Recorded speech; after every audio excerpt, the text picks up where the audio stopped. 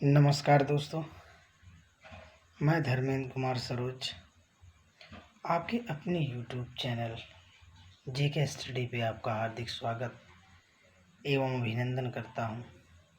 दोस्तों, कल मैंने आप लोगों को प्रकाश अपवर्तन का पार्ट 1 पढ़ाया था। आज पार्ट 2 पढ़ाऊंगा और पार्ट 2 में पढ़ाना है बेटा सापेक्ष अपवर्तनांक, ये देखिए, तथा निरपेक्ष अपवर्तनांक में संबंध। इसको बेटा जी आप लोग को खूब बढ़िया से समझिएगा कि सापेक्ष अपवर्तनांक तथा निरपेक्ष अपवर्तनांक में संबंध क्या चीज़ होता है। चलिए हम आप लोगों को बढ़िया से बताएंगे और आप लोगों को बहुत बढ़िया समझ में आएगा। तो चैप्टर पार्ट 2 शुरू करने से पहले बेटा थोड़ा ध्यान दीजिएगा कि चैनल को सब्सक्राइब कर लीजिएगा और चैनल को सब्सक्राइब करने के बाद जो है आप बेल आइकन की घंटी और लाइक कमेंट शेयर ज़रूर करिएगा, जिससे हमारा मनोबल निरंतर बढ़ता है। बेटा थोड़ा सा सापेक्ष मतलब और निरपेक्ष मतलब क्या होता है। सापेक्ष का मतलब होता है बेटा कि जैसे मान चलिए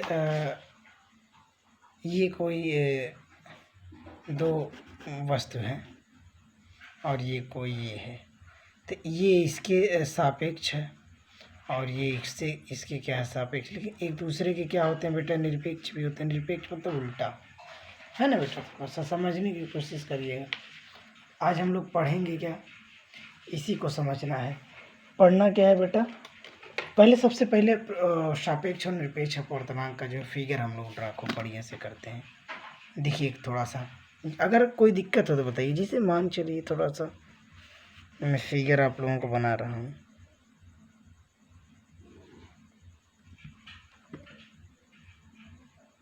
इस तरीके से छोटा फिगर बनाऊंगा।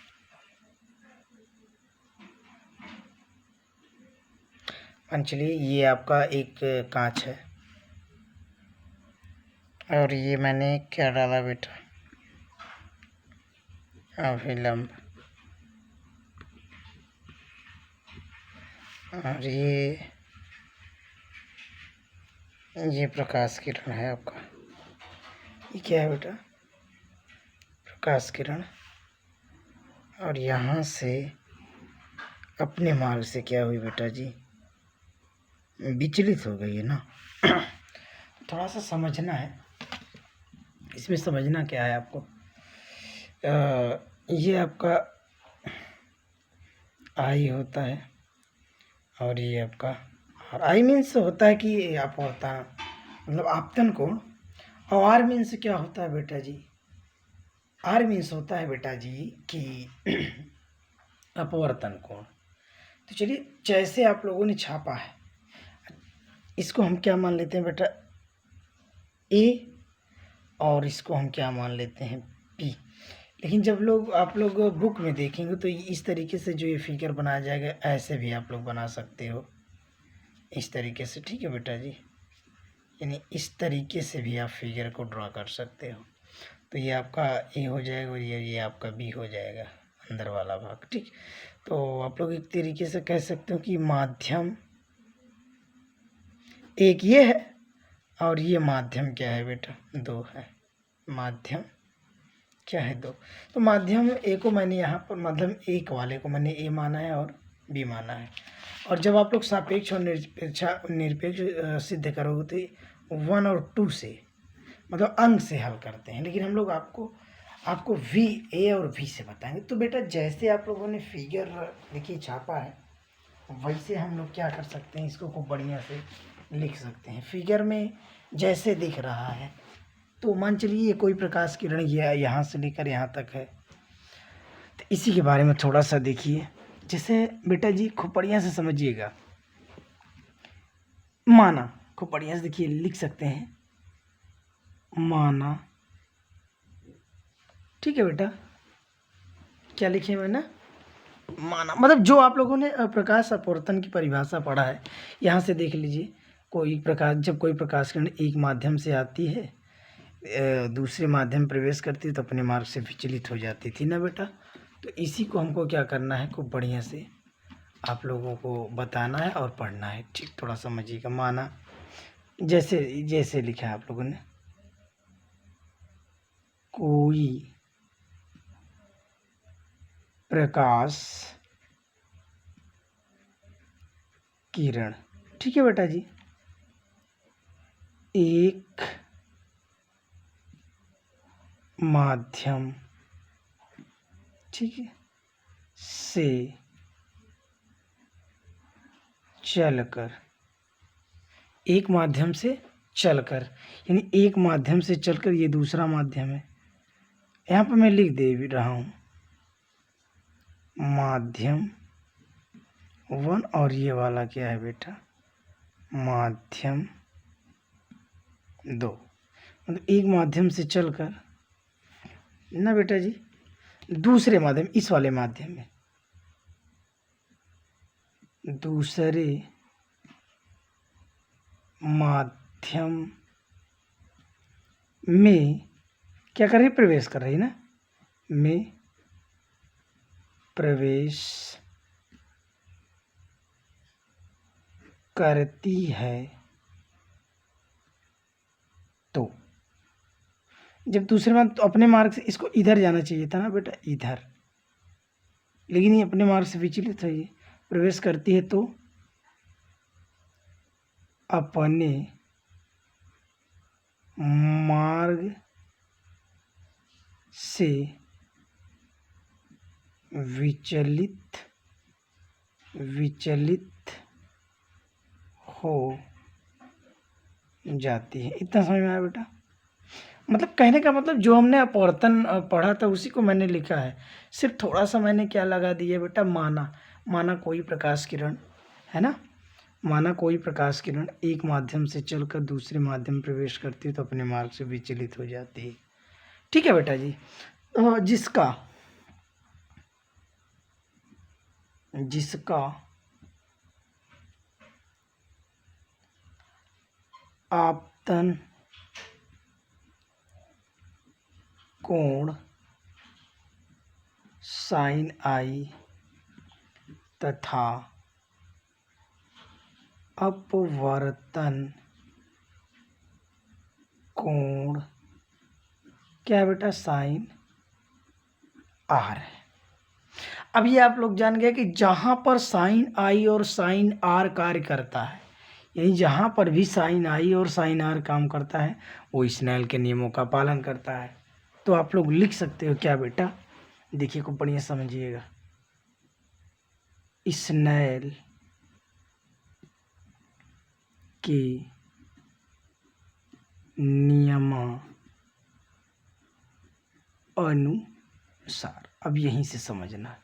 अच्छा बेटा, मैंने माध्यम 1 को ए माना है, माध्यम 2 को बी माना है, यानी कहने का मतलब ये वाला जो है बेटा, इसको हम बोलते हैं क्या बेटा, सापेक्ष। ए वाले को क्या बोलते हैं, सापेक्ष, और बी वाले को मैं क्या बोलता हूँ बेटा, निरपेक्ष। क्या बोलते हैं बेटा, निरपेक्ष मान। ठीक है, तो स्नेल के नियमानुसार हमको बेटा सापेक्ष और निरपेक्ष अपवर्तनांक में संबंध ज्ञात करना, मतलब एक फार्मूले को स्थापित करना है ना बेटा जी। तो हमको खूब बढ़िया से यही समझना है फार्मूले को किस तरीके से हम लोग स्थापित करेंगे। तो स्नेल के नियमानुसार हम लोग क्या लिख सकते हैं बेटा, ए के सापेक्ष, थोड़ा समझिए, जैसे कोई पूछे, मान चलिए ये आपका ये क्या है बेटा, ये आपका फिगर है, मान लीजिए ये ए है और ये बी, मतलब ये बी है। अगर कोई पूछे ए के सापेक्ष बी का अपवर्तनांक क्या होगा, तो हम क्या लिखेंगे, ए एन बी। इसका मतलब होता है ए के सापेक्ष बी का अपवर्तनांक। अच्छा, जिसे कोई पूछे कि यक्स के सापेक्ष वाई का अपवर्तनांक क्या होगा, तो क्या लिखेंगे, यक्स एन बी, क्या लिखेंगे, एक्स एन बी। क्यों, तो इसको क्या बोलेंगे, यक्स के सापेक्ष, सॉरी वाई होना चाहिए ना, यक्स के सापेक्ष वाई का अपवर्तनांक। और कोई अक्षर ले लीजिए, मान चलिए डी और ई के बीच में अपवर्तनांक ज्ञात को क्या लिख सकते हैं, डी एन ई, यानी डी के सापेक्ष ई का अपवर्तनांक। अब आई बात समझ में बेटा, खूब बढ़िया समझ में आया होगा। तो वैसे यहाँ पर क्या लिखना है बेटा, ए के सापेक्ष बी का अपवर्तनांक क्या लिखना है। चलिए, ए के सापेक्ष बी का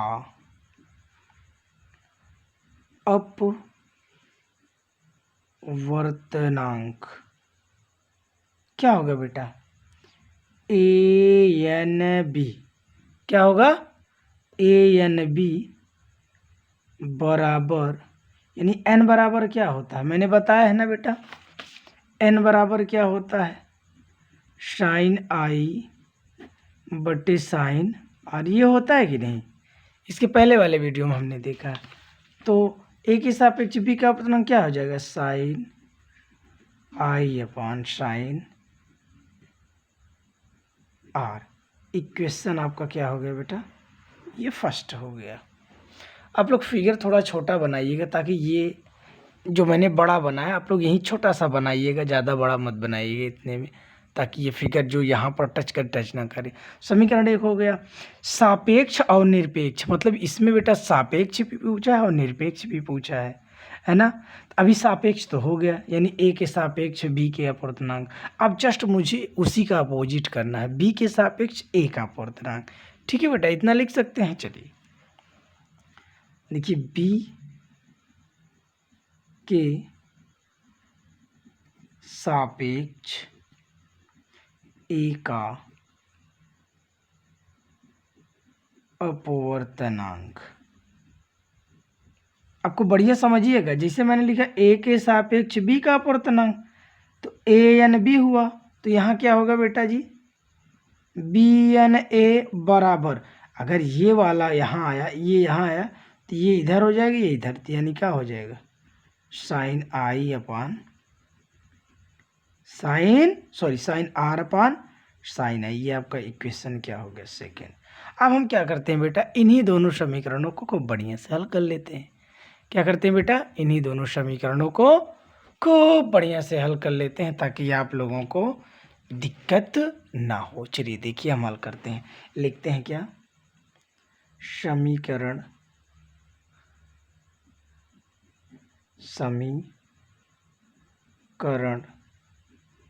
1 व 2 को हल करने पर, है ना बेटा। चलिए, समीकरण 1 आपका क्या है, ए एन बी, और गुणे क्या करेंगे बेटा, बी एन ए। ये आपका 2 समीकरण है, मतलब एक दूसरे के सापेक्ष गुणा करने पर। देखिए, आप लोग समीकरण जब भी लिखिएगा, समीकरण 1 2 को हल करने पर, तो 1 2 को जब हल करने पे फार्मूला जब आप लाएंगे, तो वहाँ पर ये आप लोग एक विशेष स्थिति ध्यान दीजिएगा कि अब इसमें चाहे हम गुणा करके लाएं, चाहे भाग करके लाएं, चाहे जोड़ कर, ये मैं लिख सकता, हल कर सकता हूँ। अगर आपने लिख दिया कि समीकरण 1 2 को जोड़ने पर या 1 2 को गुणा करने पर, तब आप जो लिखे रहेंगे आपको उसी तरीके से करना पड़ेगा। तो मैंने क्या लिखा बेटा, समीकरण 1 2 को हल करने पर, तो क्या होगा, यहाँ पर ए एन बी बराबर क्या दिया है, साइन आई अपान साइन आर, और गुणे इसका मान क्या दिया है, sine are upon sine i. तो चलिए देखिए, साइन आर से साइन आर खत्म, साइन आई से साइन आई खत्म, तो बचा क्या, ए एन बी गुणे बी एन ए बराबर 1। ये आपका फार्मूला बन गया। अगर आपको ए एन बी का मान निकालना होगा, किसका मान बेटा, ए एन बी का मान निकालना होगा, तो क्या हो जाएगा, ए एन बी बराबर, ये बटे में चला जाए तो 1 बटे क्या हो जाएगा, बी एन ए। यानी देखिए बेटा, समझ में बात। और दूसरा क्या हो जाएगा, यहाँ से देखिए, अगर इसका मान आप निकालेंगे तो ये वाला बटे में हो जाएगा, बी एन ए बराबर 1 बटे ए एन बी। ठीक है, यानी कहने का मतलब देखिए, यहाँ से भी आपको सिद्ध हो गया कि ये इसके उल्टा, ये इसके उल्टा अपवर्तनांक होता है ना। यानी ए एन बी बटे 1 अपान बी एन ए हो गया, यानी इसके उल्टा ये हो गया, इसके उल्टा ये हो गया। यहाँ से दोनों देख लीजिए, क्लियर हुआ। अब अगले वीडियो में बेटा मैं इसके बारे में आपको थोड़ा-सा और बताऊँगा और इसके सवाल मैंने आप लोगों को पढ़ाया है प्रकाश का अपवर्तन और सापेक्ष अपवर्तनांक तथा निरपेक्ष अपवर्तनांक में संबंध, 2 चीज़ मैंने आपको पढ़ाया है। तो कल मतलब अगले वीडियो में मैं आप लोगों को सिर्फ़ और सिर्फ़ यही पढ़ाऊँगा कि सवाल यानी अपवर्तनांक का सवाल और इसका सवाल सापेक्ष और निरपेक्ष अपवर्तन का सवाल, बहुत इम्पोर्टेंट सवाल बताऊँगा। आप लोग इसको ध्यान दीजिए, बहुत इम्पोर्टेंट सवाल रहेगा और इम्पोर्टेंट सवाल अगर इसको आप लोग क्लियर कर लेंगे तो यकीनन आप लोगों को किसी भी प्रकार की दिक्कत नहीं होगी। तो बहुत बहुत धन्यवाद दोस्तों। अब सबसे पहले 1 मिनट 10 सेकंड मैं आपको समय दे रहा हूँ कि इस क्वेश्चन को आप लोग क्या करिए बेटा स्क्रीनशॉट कर लीजिए, थोड़ा-सा खूब बढ़िया से स्क्रीनशॉट करिए ताकि किसी भी प्रकार की दिक्कत आपको ना हो।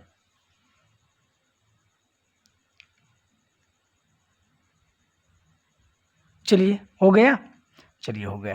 तो अब बेटा एक रिक्वेस्ट है, चैनल को सब्सक्राइब, लाइक, कमेंट और शेयर ज़रूर करिएगा। धन्यवाद।